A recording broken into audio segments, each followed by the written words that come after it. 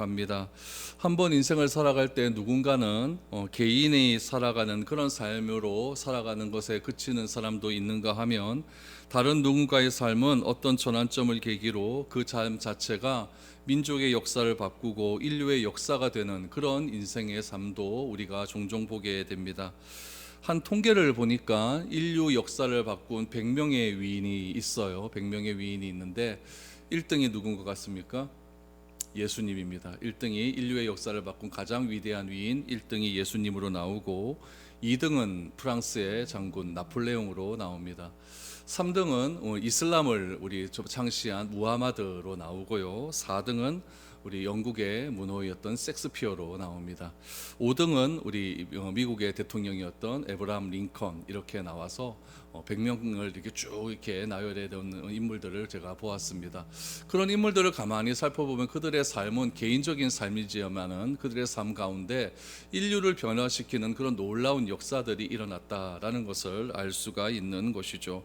예수님의 삶을 우리가 통해서 알 수 있는 것도 우리가 무엇이라고 얘기하냐면, 우리 BC와 AD를 나누는 그런 기준이 예수님 아니겠습니까? 그렇다면 인류에게 영향을 줄 수 있는 인간의 전환점이 과연 누구에게 어떻게 다가오게 되는 걸까요? 오늘 여호수아라고 하는 한 인물을 통하여서 이 인물이 어떻게 이 성경의 역사를 바꿀 수 있는 그런 전환점이 되었는지를 우리가 한번 살펴보았으면 좋겠습니다. 여호수아를 우리가 1장부터 우리가 읽고 있지만은 여호수아 제일 마지막 장이 굉장히 중요합니다. 여호수아가 인생 말년에 세겜 땅에서 모든 이스라엘 백성들을 모아놓고 한 선택의 결단의 메시지가 있습니다. 여호수아 24장 15절 말씀을 한번 보시죠. 만일 여호와를 섬기는 것이 너희에게 좋지 않게 보이거든 너희 조상들이 강 저쪽에서 섬기던 신들이든지 또는 너희가 거주하는 땅에 있는 아모리 족속의 신이든지 너희가 섬길 자를 오늘 택하라. 오직 나와 내 집은 여호와를 섬기겠노라 라고 말을 합니다. 섬길 자를 택하라 라고 말을 하면서 오직 나와 내 집은 여호와를 섬기겠다. 그러니까 일단 여호수아는 선택했다는 이야기죠. 누구를 선택했느냐? 여호와를 섬기겠다고 자신은 선택했다. 너네 백성들은 누구를 선택하겠느냐라고 이렇게 선택의 기회를 줍니다.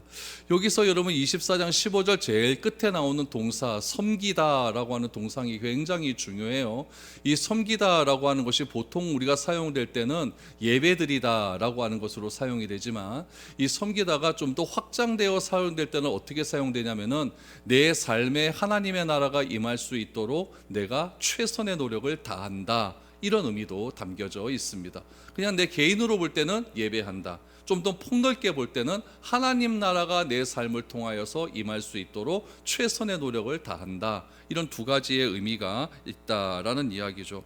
그렇다면 여러분, 여호수아는 그렇게 일평생을 달려왔다는 이야기죠. 어떻게 달려왔습니까? 내 삶 가운데 하나님 나라가 임할 수 있도록 평생을 싸우면서 달려왔다라는 겁니다. 그러면 여호수아가 어떤 계기를 통하여서 이런 결단을 할 수 있었을까요?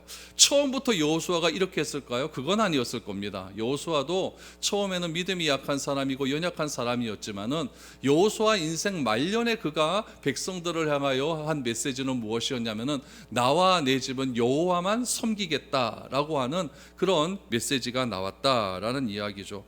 불과 40년 전만 해도 그냥 아무것도 안 하고 그냥 모세의 뒤를 쫄쫄 따라다녔던 그런 청년 아니었습니까? 그런 청년이 어떻게 인생 말년의 백성들 앞에서 이런 고백을 할 수 있었던 결정적인 사건이 도대체 무엇이었는가?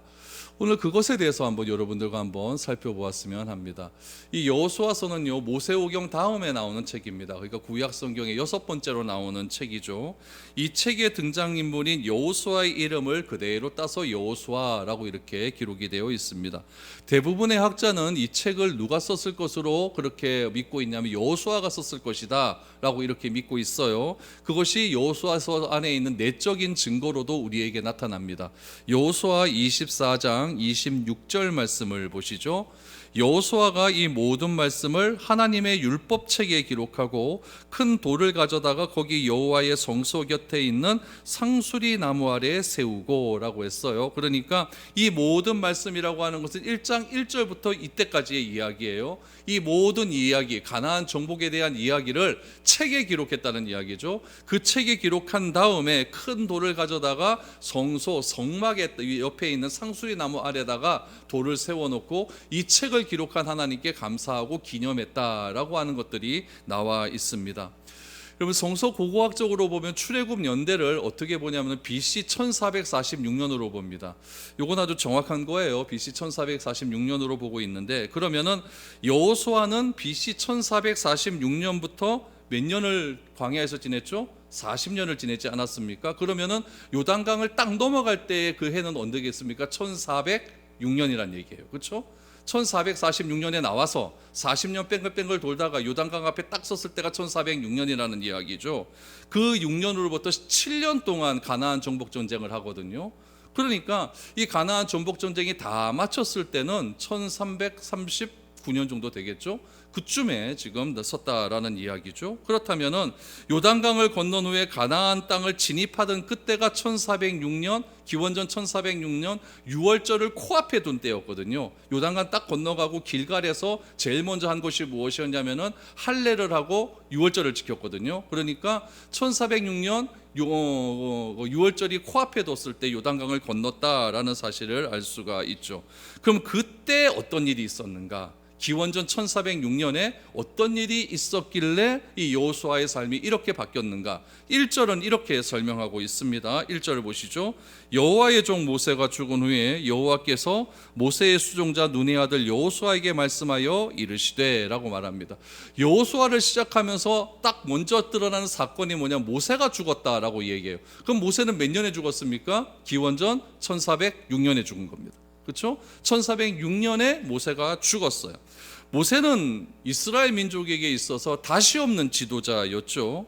특히 시내산에서 모세가 하나님께 십계명을 받으러 갔었을 때에 안 내려오지 않습니까? 그랬을 때 밑에서 어떤 일이 있었냐면은 이스라엘 백성들이 아론을 향하여서 난리가 났습니다. 그러면서 금송아지를 만들죠. 근데 금송아지를 만들려고 하는 이유가 무엇인가? 이게 굉장히 중요합니다. 왜 금송아지를 만들려고 했는가? 단순히 우리는 모세가 내려오지 않았다라고만 알고 있는데 좀 더 깊이 들어가면 모세의 그 당시에 역할이 어떠했는지를 알 수가 있어요. 출애굽기 32장 1절을 보세요. 백성이 모세가 산에서 내려옴이 더딤을 보고 모여 백성이 아론에게 이르러 말하되 일어나라, 우리를 위하여 우리를 인도할 신을 만들라. 이 모세 곧 우리를 애굽 땅에서 인도하여 낸 사람은 어찌 되었는지 알지 못함이니라 라고 말을 합니다. 중요한 게 뭐냐면은 모세, 우리를 애굽 땅에서 인도하여 낸 이 사람이 어떻게 됐는지 우리는 알지 못한다. 그렇기 때문에 우리는 뭘 만든다? 금송아지를 만든다, 이 얘기예요. 그러니까 이스라엘 백성들이 생각하는 모세는 어떤 사람이었냐면은 모세를 대신한 인물이 없다라고 생각하는 거죠. 모세를 대신한 인물이 없는 거예요. 모세가 안 내려와요. 그러니까 우리는 모세를 대신할 인물이 없으니까 뭘 만들어야 된다? 그냥 신을 하나 만들자라고 이렇게 이야기를 하는 것이죠. 그러니까 이스라엘 백성들이 이때 상태는요, 모세를 어쩌면 신과 같은 존재로 여겼던 거예요. 너무나 위대한 지도자이기 때문에 이 모세 없으면 우리는 아무것도 못한다, 이렇게 생각을 했던 것이죠. 그러면 성경은 모세를 어떻게 평가하고 있는가? 이스라엘 백성들은 모세를 이렇게 평가했다고 한다면 성경도 그렇게 평가했을까요? 그렇지는 않습니다. 신명기 34장 10절에 보면 모세를 이렇게 평가합니다. 그 후에는 이스라엘의 모세와 같은 선지자가 일어나지 못하였나니 모세는 여호와께서 대면하여 아시던 자요 라고 말을 합니다. 이와 같은 선지자가 일어나지 못했는데 그 이유를 뭐라고 이야기합니까? 모세가 하나님을 대면했다, 이거예요. 그러니까 하나님을 대면했던 선지자는 이스라엘 역사에 없는 거예요. 이 지구상에 없는 겁니다. 그렇기 때문에 모세가 굉장히 특별했다라고 이야기를 한 거죠. 그럼 대면했다 그러니까 얼굴과 얼굴이 마주 보았습니까? 아니에요. 그냥 하나님의 등을 보여줬을 뿐이죠. 근데 그것마저도 한 사람이 없었다는 이야기죠. 그러니까 모세는 그 정도로 굉장했던 이야기죠. 이런 의미에서 여호수아는 모세를 어떻게 표현하고 있냐면 이렇게 표현합니다. 1절을 다시 보시면 모세의 위대함을 강조하기 위해서 모세는 여호와의 종이다 이렇게 표현을 해요. 그러니까 여호수아도 알고 있었던 거예요. 모세가 얼마나 위대한 지도자였는지. 그렇기 때문에 여호와의 종 모세 이렇게 표현을 하고 있는 것이죠. 그에 반해 여호수아는 뭐라고 표현합니까? 1절에 보니까 모세의 수종자 이렇게 표현해요. 그러니까 여호와의 종 모세, 모세의 수종자 여호수아. 완전히 극과 극이죠. 양극인 거예요. 한 사람은 만군의 여호와 하나님의 종, 또 한 사람은 모세의 종 이렇게 된 거예요. 모세는 누구도 흉내낼 수 없는 하나님의 종입니다. 하나님은 모세를 통해서 홍해를 가르셨고, 하나님은 모세를 통해 아말렉 족속을 물리치셨고, 반석에서 샘이 나오게 하셨습니다. 그래서 지난 40년 동안 이스라엘 백성들은 누구를? 모세만 바라보면서 그렇게 모세를 따라다니면서 오늘 지금 어디까지 왔느냐? 광야 생활을 하고 있었다라는 이야기죠. 그랬던 모세가 어떻게 했다고요? 죽었다라고 성경은 기록합니다. 딱 첫 번째부터 모세는 죽었다 이렇게 얘기해요. 성경은요 이 모세의 죽음을요 두 가지로 언급을 하고 있습니다. 하나는 뭐냐면은 모세가 죽었을 때 건강했다라고 이야기를 해요. 신명기 34장 7절입니다. 모세가 죽을 때 나이 120세였으나 그의 눈이 흐리지 아니하였고 기력이 쇠하지 아니하였더라. 그러니까 노안도 오지 않았어요. 저도 노안 와서 돋보기 끼거든요. 돋보기 이제 한 10년 된 것 같습니다. 안경에서 맞춰보니까 안과에서 뭐라고 하냐면 20살 30대 초반쯤 되면 노안이 시작된대요. 그러니까 시력이라는 게 그렇다는 얘기. 자꾸 쓰니까 자꾸 나빠지는 거죠. 거기다 또 기력이 쇠하지 않았다. 몇 살인데요? 120살인데. 저희 어머니 70 넘어가니까 기력 쇠해서 이러셨는데 모세는 120살이 돼도 기력이 쇠하지 않아요. 그러니까 건강했다는 이야기예요. 또 하나는 뭐냐? 모세의 죽음과 관련된 흔적을 찾아볼 수 없습니다. 신명기 34장 6절입니다. 벳부올 맞은편 모압 땅에 있는 골짜기에 장사되었고 오늘까지 그의 묻힌 곳을 아는 자가 없느니라. 모세가 갑자기 죽었습니다. 시력도 또렷했고 기력도 쇠하지 않았어요. 그런데 죽었습니다. 죽었는데 흔적이 없습니다. 어디 묻혔다고 장사는 돼 있어요. 모압 땅에 있는 골짜기에 장사되었다. 이런 모압 땅이 얼마나 큰데, 골짜기가 얼마나 많은데 거기 골짜기에 장사되었다. 그런데 그의 묻힌 곳을 아는 자가 없어요. 여기서 말하는 오늘까지는 언제일까요? 1차적으로 보면 여호수아가 이걸 썼을 1406년, 그렇죠? 6년보다 한 7년 정도까지 썼으니까 그때였을 것이고, 오늘까지 그랬으니까 아무리 뒤벼도 없습니다. 그리고 오늘까지, 그렇죠? 그러니까 모세의 흔적을 찾아볼 수가 없다라는 이야기죠. 그러니까 여러분, 모세가 갑자기 죽은 거예요. 그렇다면 모세를 거의 신과 같이 존재로 여겼던 이스라엘 백성들이 받았을 충격은요, 이루 말도 하지 못했을 거예요. 모세의 죽음에 가장 큰 충격을 받았던 사람은 누굴까요? 모세의 수종자 여호수아였을 것입니다. 여호수아는 모세를 때로는 아버지처럼 여겼고 때로는 스승처럼 여겼을 겁니다. 모세의 갑작스러운 죽음 앞에 이스라엘과 여호수아는 큰 충격에 빠졌고 망연자실했습니다. 그런데 하나님의 표현이 너무나 여러분 담담합니다. 또 너무나 태연합니다. 여러분, 이스라엘 백성들이 모세가 죽었으면 굉장히 당황스럽고 불안해하고 왠지 어떻게 될까 이런 마음이 있었을 건데, 하나님이 모세의 죽음을 바라보는 하나님의 태도가 어떠했냐면은 담담하고 태연했습니다. 그리고는 2절에서 이렇게 갑자기 말하십니다. 내 종 모세가 죽었으니 이제 너는 이 모든 백성과 더불어 일어나 이 요단을 건너 내가 그들 곧 이스라엘 자손에게 주는 그 땅으로 가라. 여러분, 보통 우리 예수님께서도 제자들과 이렇게 함께 다니시다가 제자들이 불안해하고 힘들어하고 어려워하면요, 그 어려운 환경을 먼저 고쳐주시는 거잖아요. 제자를 먼저 다독거려요. 안심하라, 두려워하지 마라, 두려워하지 마라, 이런 쪽으로 다독거리지 않습니까? 그럼 사람이 죽었어요, 모세가 죽었어요. 그럼 먼저 하나님께서 이스라엘 백성들에게 모세가 죽은 것에 대해서 너무 슬퍼하지 마, 이 말부터 하면 좋을 것 같은데, 하나님께서 지금 뭐 하자고 하십니까? 일하자고 하시는 거예요. 일하자고 하자. 모세가 죽었으니까 이제 하던 일 계속 하자. 그 일이 뭡니까? 가나안 땅으로 들어가자. 이렇게 이야기합니다. 한 나라의 지도자가 죽어요. 한 공동체의 여러분 지도자가 죽습니다. 그럼 공백 상태가 되었다는 얘기죠. 그럼 굉장히 큰 혼돈이 찾아오게 됩니다. 왜 혼돈이 찾아오냐면 결정권자가 사라지기 때문에 그래요. 여러분, 한 나라의 지도자도 그렇고 한 교회의 최고 지도자도 그렇고, 여러분 다 뭐 하는 사람입니까? 결정하는 사람이에요. 결정권자가 사라지게 되면은 그 구성원 자체들이 불안해합니다. 왜냐하면은 내가 결정할 수 있는 권한이 없잖아요, 그렇죠? 없고 내가 결정을 짓는다라고 하는 것은 내가 책임을 진다는 이야기인데 그 책임을 질 만한 나의 자격 요건도 없기 때문에 다 불안해질 수밖에 없는 것이죠. 그래서 지도자의 공백은 굉장히 공동체 구성원들에게 혼란을 줄 수밖에 없는 겁니다. 이런 혼란의 상황에서 하나님께서 던진 해결책이 뭐냐면은 여호수아였습니다. 모세는 하나님의 종이었고 여호수아가 모세의 수종자였다는 사실은 세상 천지가 다 아는 일이었습니다. 특별히 또 이스라엘 백성들은 다 아는 일이었죠.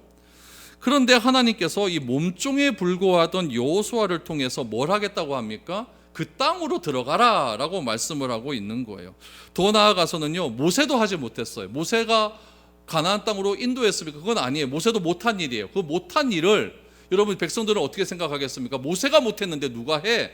이런 분위기가 가득했을 것이고, 그런 상황 속에서 모세가 죽어버렸는데 누굴 시키냐? 모세보다도 뛰어나고 그래도 좀 뭔가 좀 덕망이 있고 뭔가 리더십이 있고 그런 사람이 왔으면 좋을 것 같은데 모세의 종을 세워서 모세로 못했던 것들을 네가 해라고 이렇게 말씀하시는 하나님의 모습을 보게 됩니다. 참 신기하지 않습니까? 여기서 알 수 있는 사실은 무엇이냐면은 하나님은요, 사람을 통해 일하신다는 이야기예요. 모세가 죽은 후에 누구를 통해 일하시겠다? 여호수아를 통해서 일하시겠다라고 하는 하나님의 의지가 나타납니다. 그러나 여러분 좀 중요한 건 뭐냐면 하나님은 사람을 통해서 일하시지만 사람에게 얽매이지는 않습니다. 이게 참 신기한 거예요. 우리도 사람과 같이 일하지 않습니까? 그런데 같이 일하던 사람 중에 하나가 빠져버리면 굉장히 힘들어합니다. 왜냐하면 그 사람과 얽매여 있는 관계성이 있기 때문에 그렇습니다. 그런데 하나님은 사람과 같이 일하십니다. 사람과 같이 일하시지만 그 한 사람이 빠졌다고 할지라도 여러분 그 한 사람에게 얽매이시는 그런 분은 아니다라는 이야기죠. 사람의 불순종 때문에 어쩌면 하나님의 계획이 다 망가질 때도 있어요. 하나님 혼자 스스로 하면 하나님께서 다 하실 것 아니겠습니까? 우리가 그 하나님의 계획에 끼면요, 하나님의 계획이 점점 딜레이될 수밖에 없는 거예요. 더 안 좋아지겠죠. 그런데 하나님은 굳이 사람을 통해서 일하시고 하나님의 계획이 사람 때문에 방해받는다 할지라도 하나님의 계획은 계속적으로 지속된다는 이야기예요. 그동안 함께했던 모세가 죽었다고 해도 하나님의 계획은 없어집니까? 안 없어집니까? 안 없어진다는 이야기예요. 하나님의 종이었던 모세가 없어진다 할지라도 하나님은 전혀 흔들림이 없습니다. 왜냐하면 사람에게 얽매여서 일하시는 분이 아니기 때문에 그렇다는 이야기죠. 흔들리는 것은 누가 흔들리고 있느냐? 여호수아를 비롯한 이스라엘 민족이 흔들릴 뿐이지 하나님은 흔들리지 않고 있다는 이야기죠. 그래서 하나님께서는 다른 사람을 세우십니다. 그 사람이 도저히 생각지도 못했던 여호수아를 세워서 네가 계속해 라고 말씀을 하시는 것이죠. 그렇다면 여호수아가 해야 할 일은 무엇이냐면은 하나님이 시켰었으니까 순종하면 됩니다. 그런데 이게 순종이 바로 됩니까? 잘 안 돼요. 잘 안 돼요. 그런 경우가 굉장히 여러분 제가 말씀드린 이런 상황들이 성경에 보면 많이 나옵니다. 엘리야가요, 로뎀나무 밑에서요, 죽기를 각오해서 이렇게 얘기했다고 하지만은 그것이 어떻게 보면 뭐였냐면요, 하나님 날 좀 알아주세요라고 하는 표현이었어요. 그거 왜 그러냐면 한번 보시기 바랍니다. 열왕기상 19장 10절이에요. 그가 대답하되 내가 만군의 하나님 여호와께 열심히 유별하오니 이는 이스라엘 자손이 주의 언약을 버리고 주의 제단을 헐며 칼로 주의 선지자들을 죽였음이오며 오직 나만 남았거늘 그들이 내 생명을 찾아 빼앗으려 하나이다 라고 말을 합니다. 보세요. 내가 만군의 여호와께 뭐가? 열심히 유별하오니, 나는 열심히 하나님 믿고 있다는 이야기예요. 근데 다른 사람은 어떠냐? 다른 사람들은 열심히 없다는 이야기입니다. 다 하나님을 버리고 주의 언약을 버리고 주의 제단을 다 버렸고 주의 선지자들 칼로 다 죽였다고 이야기해요. 그러니까 이 얘기는 결국 뭐예요? 하나님 날 좀 인정해 주세요 라는 이야기예요. 날 좀 인정해 주세요. 하나님, 이 땅에 하나님을 믿는 사밖에 나밖에 없으니까 날 좀 인정해 주세요 라고 이야기를 합니다. 이런 엘리야에게 하나님이 딱 나타나십니다. 그럼 하나님이 뭐라고 말씀하시는 게 맞을까요? 그래, 너 잘했어 이렇게 하는 것이 맞을 것 같은데 하나님이 천만에 이렇게 얘기해요. 바알을 위해 무릎 꿇지 않는 사람 7,000명이 더 있어 라고 이야기하면서 너 없어도 내가 딴 사람 선택해놨어. 누구냐면 농사꾼 엘리사야 라고 얘기합니다. 열왕기상 19장 16절입니다. 너는 또 님시의 아들 에후에게 기름을 부어 이스라엘의 왕이 되게 하고 또 아벨 무홀라 사밧의 아들 엘리사에게 기름을 부어 너를 대신하여 선지자가 되게 하라. 징징 짰더니 너를 대신하여 엘리사에게 기름 부어라 라고 이렇게 얘기합니다. 굉장히 단호하지 않습니까? 그러니까 징징 짜지 말라는 이야기예요. 당연한 것 같고. 그러니까 엘리야가 없더라도, 너 징징 짜는 엘리야가 없더라도 누구 있다? 엘리사가 있다. 이렇게 얘기하고 있는 것이죠. 그러니까 하나님은 사람을 통해 일하지만 사람에게 얽매이지는 않는다, 이 얘기예요. 모세가 죽었다고 할지라도 모세를 대신할 여호수아를 통해서 하나님은 계속해서 일하실 것입니다. 그러면 여러분, 하나님께서 왜 이 중요한 시기에 모세를 데리고 가셨을까요? 출애굽한 이스라엘 백성들이 지금 정착한 곳이 어디냐면요, 모압이라는 곳이에요. 모압은 어디냐면요, 이스라엘 남쪽에 보면 사해가 있잖아요. 사해 동편을 보면 뭐가 있냐면 모압 땅이 있는 거예요. 그래서 사해에서 북쪽으로 쭉 가면 요단강이 있고, 요단강을 딱 건너자마자 뭐가 나오냐면은 여리고가 나옵니다. 그러니까 사해 땅 바로 동편 모압 평지에 지금 머물러 있어요. 그러니까 여러분, 민수기 22장 1절 말씀을 보시면 이스라엘 자손이 또 길을 떠나 모압 평지에 진을 쳤으니 요단 건너편 곧 여리고 맞은편이더라 라고 나와요. 그럼 여러분 보세요. 출애굽한 이스라엘 백성들이 시내산에 도착을 했어요. 그때까지 딱 며칠 걸렸냐면 50일 걸렸어요. 그래서 오순절입니다. 오순절날 언약을 받지 않습니까? 그러면 이 민수기의 기록은 뭐냐면, 민수기의 기록은 광야에서 40년을 뺑뺑 돌지 않습니까? 요 50일 빼고 난 날 기록이에요. 그러니까 민수기 39년 10개월 10일의 기록이죠. 그렇죠? 50일 빼니까요. 그 기록이 민수기의 기록이라는 이야기고, 시내산 50일 빼고요. 그 기록이 지금 민수기에 나와 있는데, 민수기 22장에서 모압 평지에 도착을 했어요. 도착을 하면은 모압 평지에서 요단까지 길어야 여러분 보름이면 갑니다. 보름이면 가는데 이스라엘 백성들이 움직이질 않아요. 그러다가 모세가 죽었습니다. 그런데 모압 평지에 진을 치고 있어요. 그러다 모세가 죽었는데, 여러분 2절을 다시 보세요. 2절을 다시 보시면은 좀 진지하게 보시기 바랍니다. 여호수아 1장 2절. 내 종 모세가 죽었으니, 이렇게 얘기해요. 내 종 모세가 죽었으니 이제 너는 이 모든 백성과 더불어 일어나 이 요단을 건너, 그랬어요. 반대로 생각해 볼까요? 모세가 죽지 않았다면 요단을 건너란 얘기입니까? 말란 얘기입니까? 아니에요. 그러니까 요단을 건너야 될 이유가 뭡니까? 모세가 죽었으니, 이렇게 나오는 거예요. 그러니까 모세가 죽었기 때문에 요단 건너가라는 이야기입니다. 여러분, 굉장히 뉘앙스가 좀 희한하지 않습니까? 모세가 죽었기 때문에 이제 너는 가나안으로 가라라고 이야기를 하는 거죠. 절대적인 영향력을 끼치고 있었던 모세가 살아 있었고, 모세가 살아 있기 때문에 가나안 땅으로 들어가지 않았다는 이야기예요. 그런데 모세가 죽었으니까, 이거 다 현재형으로 돼 있거든요. 2절 자체가. 죽었으니까 너는 어떻게 하라? 가나안으로 들어가라. 요단 건너가서 들어가라 라고 이야기를 합니다. 그럼 왜 이런 일들을 하나님께서 만드실까요? 그 미스테리가요, 우리 민수기 20장에서 해결이 됩니다. 출애굽을 했어요. 이스라엘 백성들이 출애굽을 하고 난 다음에 가데스 광야라고 하는 곳에 이릅니다. 거기서 물이 없어요. 물이 없어서 불평하기 시작하죠. 하나님이 모세에게 지팡이로 반석을 치라고 했거든요. 그런데 극도로 예민해졌거든요. 모세가 굉장히 우울질 기질이 있기 때문에, 섬세한 기질이기 때문에 너무 많은 정보가 들어오게 되면 굉장히 극도로 예민해지는 그런 기질을 가지고 있어요. 예민해지니까 지팡이를 어떻게 하냐면 반석을 치라고 했는데 2번 때렸다고 얘기를 해요. 이 2번 때림이 여러분 어떤 결과를 가지고 오게 되었는가? 민수기 20장 12절을 보세요. 여호와께서 모세와 아론에게 이르시되 너희가 나를 믿지 아니하고 이스라엘 자손의 목전에서 내 거룩함을 나타내지 아니한 고로 너희는 이 회중을 내가 그들에게 준 땅으로 인도하여 드리지 못하리라 하시니라 라고 했어요. 여기서 중요한 것은 내 거룩함을 나타내지 않았다, 요거예요. 그러니까 하나님은 모세에게 하나님의 거룩함을 누구 앞에서? 백성 앞에서 나타내지 않았기 때문에 가나안에 못 들어간다라는 이야기예요.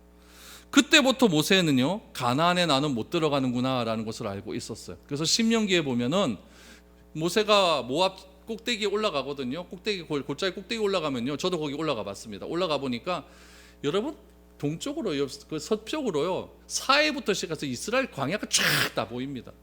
거기서 모세가 딱 올라가서 하나님, 나는 저 땅 왜 못 들어갑니까? 이렇게 얘기를 해요. 그 신명기 1장에 이렇게 나오거든요. 그러니까 얼마나 가고 싶겠습니까?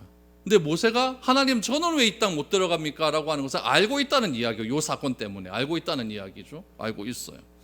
그리고 모세는 그렇게 죽습니다. 그러니까 가나안 땅에 들어가기 위한 첫 번째 조건은 뭐다? 모세가 죽어야 됩니다. 우리는 모세와 같이 들어가면 좋을 것 같은데 하나님은 어떻게 하셨느냐? 가나안 땅 약속을 성취하기 위해서는 모세가 죽어야 된다. 모세가 죽고 이제 여호수아가 뭐 해야 되느냐? 몇 가지를 해야 되는데 첫 번째는 뭐 해야 되느냐? 모세가 죽었다는 것을 인정해야 됩니다. 두 번째는 모세의 그늘에서 벗어나야 됩니다. 세 번째는 모세에게 얽매이지 말아야 됩니다. 그리고 자신의 사역에 집중해야 된다는 이야기예요. 이러기가 쉬워요, 어려워요? 어렵습니다. 내 앞에 지도자가 너무 잘해버리면요, 뒷사람이 힘든 거예요. 모세는 결국 죽어야만 했습니다. 그동안 백성을 이끌고 오던 그 자리에서 내려와야 했습니다. 모세가 앉아있는 그 자리는 절대적인 권력이었어요. 그 모세의 자리에서 내려와야만 했던 겁니다. 아무리 건강하고 시력이 또렷하다 할지라도 모세는 자신의 마지막을 서서히 준비했을 것입니다. 내가 없어도 하나님은 일하실 것이다 라고 하는 생각이 있었을 거예요. 그래서 여호수아와 같이 죽음의 장소를 가지 않습니까? 그러므로 여러분, 우리가 염려하지 말아도 될 것은 무엇이냐면 내가 없어도 된다라는 사실입니다. 모세가 죽은 후에 여호수아가 하나님의 일을 이어서 행할 것이기 때문에 그렇습니다. 우리는 하나님께서 일하게 하실 때에 열심히 일하면 됩니다. 그리고 하나님이 그만하시라 라고 할 때 그만두면 되는 거죠. 모든 대답은 하나님께 있기 때문에 내가 그렇게 염려할 문제는 아닌 것 같습니다. 하나님은요, 돌들로도 아브라함이 자손이 되게 하실 수 있는 능력이 있는 분이기 때문에 그렇습니다. 약한 자를 불러 강한 자를 부끄럽게 하시는 그 하나님의 능력을 믿을 수 있게 되기를 바랍니다. 우리는 모세와 함께 가면은 가나안 땅에서 더 잘 살 것 같은데 하나님은 모세가 죽어야 하나님의 다음 스텝이 이어진다는 사실을 알게 되었습니다. 하나님의 섭리는 우리가 아무리 생각해도 이해가 안 될 때가 많습니다. 그러나 하나님의 뜻을 우리가 이해로서 받아들이는 것이 아니라 믿음으로 받아들일 때에 하나님은 그 믿음을 보시고 하나님 자신은 또 묵묵히 우리와 함께 일하실 줄로 믿습니다. 그런 하나님을 더욱더 의지하시고 하나님의 크고 놀라운 권능을 주신 그 하나님이 일하라 하실 때까지, 그만하라 하실 때까지 최선을 다해 우리 하나님께 헌신하며 살아갈 수 있는 저와 여러분들이 될 수 있기를 축복드립니다.